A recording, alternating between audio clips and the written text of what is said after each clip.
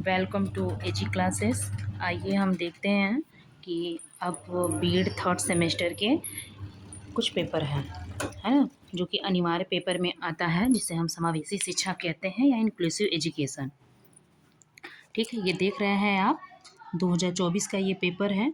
समय आपका 3 घंटा होता है, पूर्णांक 50 नंबर के होते हैं ये। ठीक है, आप ये इतना समझ पा रहे होंगे। इसमें भी आपको अति लघु उत्तरी प्रश्न जो कि आपको देने होते हैं, करीब 10 प्रश्न होते हैं और पूरा करना होता है। हर एक प्रश्न पे आपको 2 नंबर मिलते हैं। ठीक है, तो ऐसे ही है, आप ध्यान से देखिएगा। देखिए, पहला क्वेश्चन समावेशी शिक्षा क्या है, दूसरा समेकित शिक्षा और समावेशी शिक्षा में अंतर स्पष्ट कीजिए, तीसरा है समावेशी शिक्षा अध्यापक की भूमिका का वर्णन करें। ओके, संस्था रहित शिक्षा क्या है, लैंगिक भेदभाव को स्पष्ट कीजिए, समावेशी शिक्षा में समूह शिक्षण मॉडल से आप क्या समझते हैं, तीसरा है सृजनशील बालक के 4 विशेषताएं लिखिए, और यह 6 समावेशी शिक्षा के प्रति अभिभावक का दृष्टिकोण स्पष्ट कीजिए। ठीक है, आगे है सहयोगी एवं सहकारी अधिगम को स्पष्ट करें। ठीक, और ये है आपका विशेष जरूरत वाले बच्चे के सीखने के लिए बाधाएं पर टिप्पणी लिखें। इजली पूछा है, अगर आप पढ़े होंगे अच्छे से तो आप बखूबी समझ जाएंगे इस चीज़ को। अगला है संसाधन, कक्षा की अवधारणा बताना है, मूल्यांकन की उपयोगिता बताना है आपको। मूल्यांकन आप सेकेंड सेमेस्टर में भी पढ़े हुए हैं, तो बहुत ज़्यादा आपको परेशानी नहीं होगी। और सेक्शन बी है, जो कि आपको एक लघु पूछता है, दूसरा विस्तृत यानी आपको शॉर्ट पूछता है और लॉन्ग पूछता है। तो पहले यूनिट से पहला क्वेश्चन है, वर्तमान संदर्भ में समावेशी शिक्षा की अवधारणा एवं आवश्यकता का वर्णन कीजिए। पहले यूनिट के पहले पार्ट से ही है, जो हमेशा हम कहते हैं कि पहला यूनिट आपको बहुत अच्छे से तैयार करना चाहिए, क्योंकि इसका आपको करीब 7 नंबर फिक्स है, क्योंकि अनिवार्य पेपर है तो ये 50 नंबर के होते हैं, है ना। तो इसमें बहुत परेशान होने की बात नहीं है। अभी हाल ही में आपकी माँ विंध्यवासिनी यूनिवर्सिटी भी ओपन हुई है, तो उन बच्चों के लिए भी है जो महात्मा गांधी काशी विद्यापीठ में पढ़ते हैं, उन बच्चों के लिए भी है ना। तो इसमें बहुत ज़्यादा वो नहीं है अभी फ़िलहाल। अभी तो क्योंकि 2025 में नया एडमिशन हो रहा है माँ विंध्यवासिनी में, सिलेबस अभी तक सेम रखा है। इसका मतलब कि 2 साल तक वो सिलेबस सेम रहेंगे, यानी आपको भी ये पेपर काम देंगे। फिलहाल MGKVP से पढ़ने वाले बच्चे विशेष तौर पर ये ध्यान देंगे। और पहले यूनिट का सेकेंड पार्ट है, उन नीतियों और प्रथाओं की समीक्षा करें जो समावेशी समावेशी दृष्टिकोण में बाधा डालती है ना।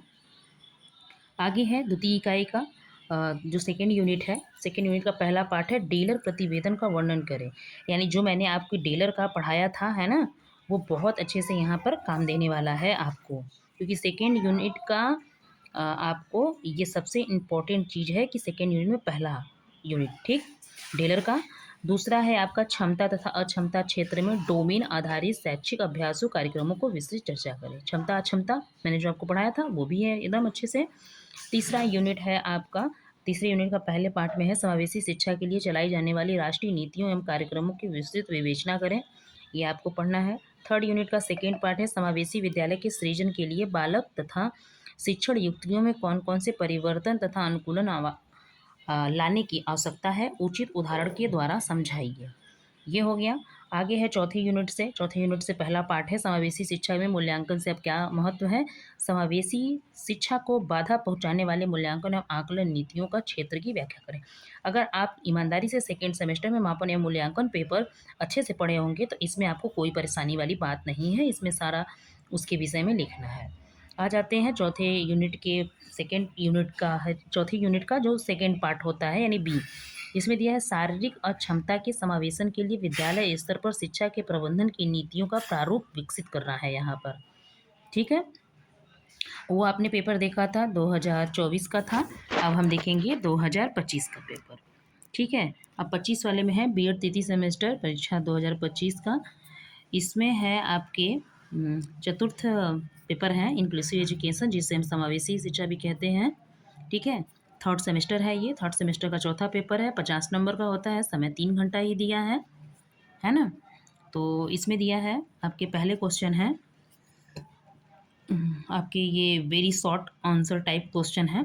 पहला है समावेशन की अवधारणा बताइए, दूसरा है एकीकरण के दोष बताइए, तीसरा है समावेशी शिक्षा की प्रकृति बताइए, चौथा है सामाजिक एवं आर्थिक भेदभाव की अवधारणा बताइए, लैंगिक भेदभाव के कारण बताइए, शैक्षिक बहिष्करण की प्रकृति बताइए, शिक्षा के 4 स्तंभों को लिखिए, क्षमता आधारित शैक्षिक अभ्यास बताइए, अतिरिक्त पाठ्यक्रम की आवश्यकता बताइए, और जे है समावेशी शिक्षा की आवश्यकता बताइए, अक्षमता एवं विकलांगता की अवधारणा बताइए, बाधा रहित वातावरण की आवश्यकता बताइए, है ना। अब आ जाते हैं सेक्शन बी में, जो विस्तृत क्वेश्चन है। फर्स्ट यूनिट का ए से क्वेश्चन है, समावेशी शिक्षा की ऐतिहासिक पृष्ठभूमि की विवेचना कीजिए। आपके इसमें अथवा में दिया है पहले यूनिट में, वर्तमान समावेशी नीति का परीक्षण कीजिए। और दूसरे यूनिट में दिया है, विद्यालयों में लैंगिक भेदभाव के स्वरूप एवं उपचारों की विवेचना करना है। सेकेंड यूनिट के बी पार्ट में दिया है, विद्यालय में अक्षमता आधारित भेदभाव की समस्या एवं समाधान का परीक्षण कीजिए। तीसरे यूनिट के पहले में है, समावेशन को प्रोत्साहन करने हेतु विद्यालय स्तरीय पर कार्यक्रम का वर्णन करना है आपको। इसका सेकेंड पार्ट है, एक समावेशी विद्यालय का निर्माण आप कैसे करेंगे। ठीक है। चौथे यूनिट में दिया है, समावेशन के अनुकूलन, मूल्यांकन एवं आकलन की प्रविधियों का वर्णन करना है आपको। और चौथे यूनिट का बी पार्ट है, मानसिक मंद बच्चों की शिक्षा हेतु आवश्यक प्रावधानों एवं बदलावों की विवेचना कीजिए। देखिए, ये हमने आपके 2 सालों के पेपर बताए हैं, क्योंकि 2022 में सिलेबस चेंज हुआ था, तो पहला थर्ड सेमेस्टर आपके 2024 में पेपर हुआ और फिर ये 25 में पेपर हुआ है ना।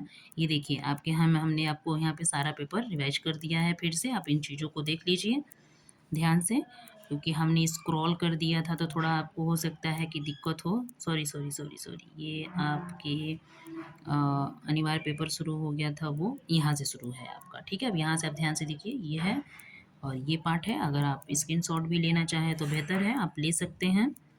ठीक है, चीज़ों को रोक के आप देख लीजिए और अच्छे से तैयारी कीजिए। बाकी आप खुद समझदार हैं इन चीज़ों को समझने के लिए।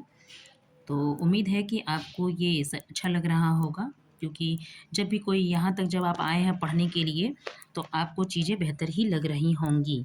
आप एक्टिव होंगे पढ़ने के लिए, इसलिए आप यहाँ तक आए हैं, उसके लिए थैंक यू। एजी क्लासेस में आपका हमेशा वेलकम है। अगर आपकी इससे संबंधित अगर कोई और भी पेपर या कोई और चीज़ चाहिए तो आप मुझे कमेंट सेक्शन में बता सकते हैं। मैं आपको वहाँ से जवाब दे के फिर नए वीडियो के लिए आपको चीज़ें भेज दूँगी। ओके, थैंक यू बेटा।